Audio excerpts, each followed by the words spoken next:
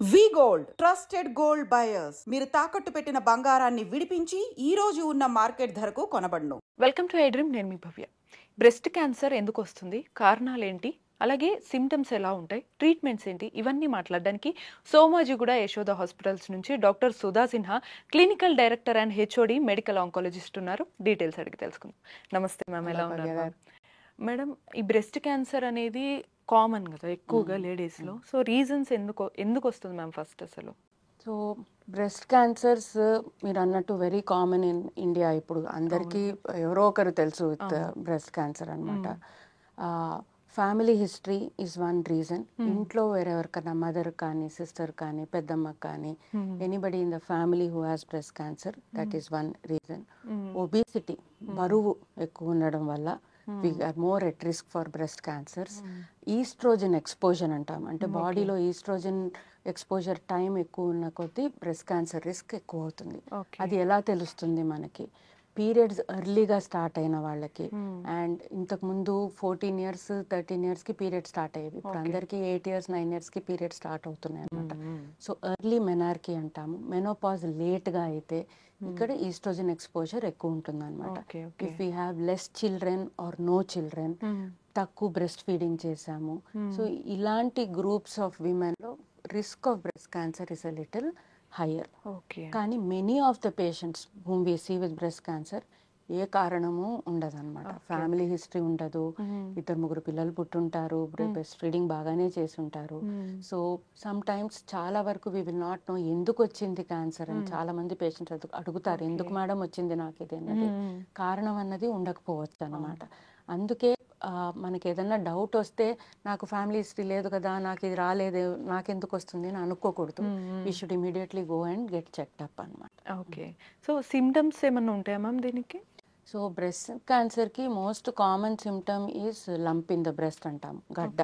So పేషెంట్స్కి ఏదో అనిపిస్తుంది, తేడాగా అనిపిస్తుంది. చెయ్యి పెట్టినప్పుడు, స్నానం చేసినప్పుడు కానీ రాత్రి పడుకున్నప్పుడు కొంచెం ఏదో వేరేగా ఉంది అని వాళ్ళు చేయి పెట్టినప్పుడు they will feel a lump అనమాట. సో అది మోస్ట్ కామన్. నొప్పి అన్నది ఎక్కువ ఉండకపోవచ్చు అన్నమాట. సో ఇది నిప్పుల్ రిట్రాక్షన్, అంటే నిప్పుల్ లోపలికి వెళ్ళిపోవడము, దట్ ఈస్ వన్. ఇది నిప్పుల్ డిశ్చార్జ్, ఏదన్నా వైట్ గా రావడం కానీ బ్లడీ డిశ్చార్జ్ కానీ రావడం, ఇవి common symptoms of breast cancer అనమాట. మరి కొంచెం ఎక్కువ స్టేజ్ ఉంటే స్కిన్ లో తేడా ఉండడం, స్కిన్ గట్టిగా అయిపోవడము, కలర్ మార్పు ఉండడము, అట్లాంటివి కూడా అవ్వచ్చు. Okay, right. ట్రీట్మెంట్ ప్రాసెస్ ఎలా ఉంటుందంట? So treatment process, first step again diagnosis, నాకు బ్రెస్ట్ క్యాన్సర్ ఉందా లేదా అన్నది.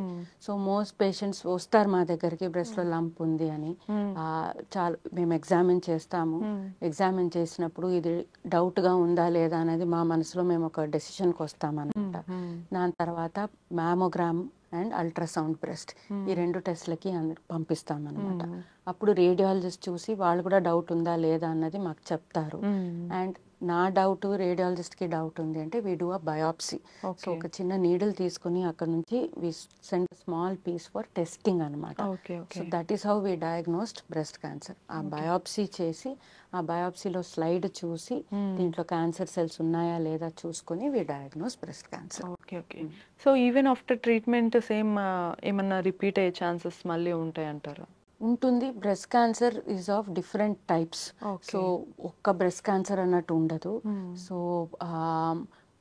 As common person what we have to remember is that మనకి ఒక బ్రెస్ట్ లంప్ వస్తే ఇమీడియట్గా డాక్టర్ దగ్గరికి వెళ్ళాలి, భయపడొద్దు. సో ఈ మధ్య చాలా మంచి ట్రీట్మెంట్స్ ఉన్నాయి బ్రెస్ట్ క్యాన్సర్కి. ప్రతి ఒక్కరికి మేము మొత్తం బ్రెస్ట్ తీసేస్తామన్నట్టు లేదు. సో బ్రెస్ట్ కన్జర్వేషన్ థెరపీ అన్నది చాలా మందికి చేస్తున్నాం అన్నమాట.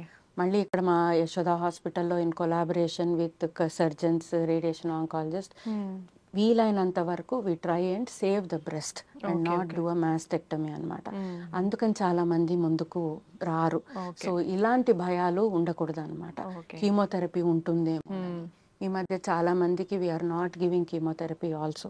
వీలైనంత వరకు కీమోథెరపీ అవాయిడ్ చేయాలనే చూస్తాం కానీ ఇవ్వాలని చూడము. టార్గెటెడ్ థెరపీస్ బాగున్నాయి. So different types of breast క్యాన్సర్స్లో డిఫరెంట్ ట్రీట్మెంట్స్ ఉన్నాయి. కానీ అన్ని రకాలకి ఎర్లీ డిటెక్షన్, మనకి తొందరగా తెలిసి ఎర్లీ స్టేజ్లో ఉంటే treatments are very good. Cure rates are also good. వెనక్కి వస్తుంది అన్న ఛాన్స్ తగ్గుతుంది అన్నమాట. సో ఎక్కువ ఏజ్ గ్రూప్ వాళ్ళకి ఇష్యూ వస్తుంది అంటారు ma'am.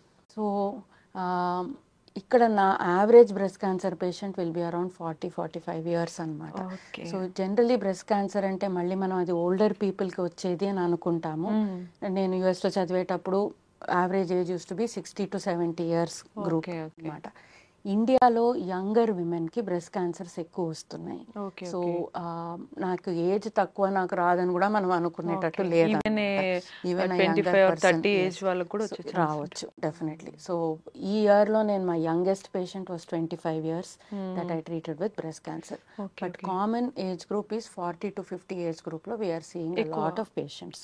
Okay, right right. Even medications కూడా ఉంటాయా మ్యామ్ వీటికి ఈవెన్ ఆఫ్టర్ ట్రీట్మెంట్? ఎస్ ఉంటాయి. సో కొన్ని hormone receptor positive breast cancers అంటాము. వాటికి ఆఫ్టర్ సర్జరీలు ఇఫ్ నెసెసరీ కీమోథెరపీ అవన్నీ చేసిన తర్వాత హార్మోనల్ టాబ్లెట్స్ మీద పెడతామన్నమాట. For 5 to 10 years we give that treatment. కొన్ని బ్రెస్ట్ క్యాన్సర్స్కి we don't give any maintenance therapy అన్నట్టు ఏమీ ఉండదు. మెయిన్ ట్రీట్మెంట్ అయిపోయిన తర్వాత treatment is over and we hope that it will not come back, మళ్ళీ రాదు అని మనం.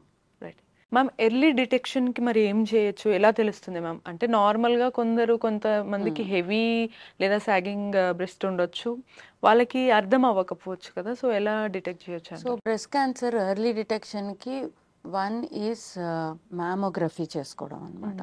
సో మ్యామోగ్రఫీ అన్నది it is like an x-ray of the breast. So anybody who is above the age of 45 mammography చేసుకోవాలి. లేకున్నాగానే చేసుకోవాలన్నమాట. So yearly once mammography చేసుకుంటే దాంట్లో చిన్న చిన్న లీజన్స్ అంటే 2 millimeters 3 millimeters ఇట్లాంటివి కనిపెట్టే అవకాశం ఉంటుంది అనమాట. So mammogram is the most important test to do and it has to be done every year.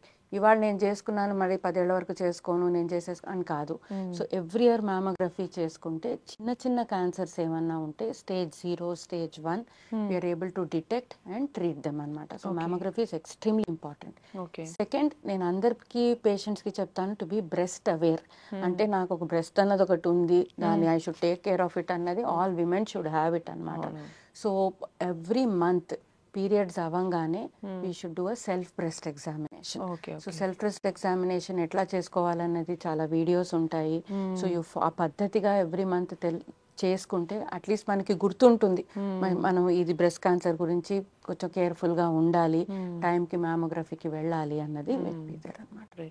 So అంటే రెగ్యులర్ ఎక్సర్సైజెస్ కూడా చేసుకోవచ్చా ma'am? Prevention of breast cancer regular exercise is good. No alcohol, no smoking. These are some things that healthy lifestyle is very good. Okay, right. So early detection is very important for breast cancer అని చెప్తున్నారు. So మీరు కూడా ఎర్లీగా detect చేసుకొని treatment తీసుకుంటే cure చేసుకునే chances చాలా ఎక్కువగా ఉంటాయి. ఇటువంటి ఇన్ఫర్మేటివ్ టాపిక్స్ కోసం కీప్ వాచింగ్ ఎట్.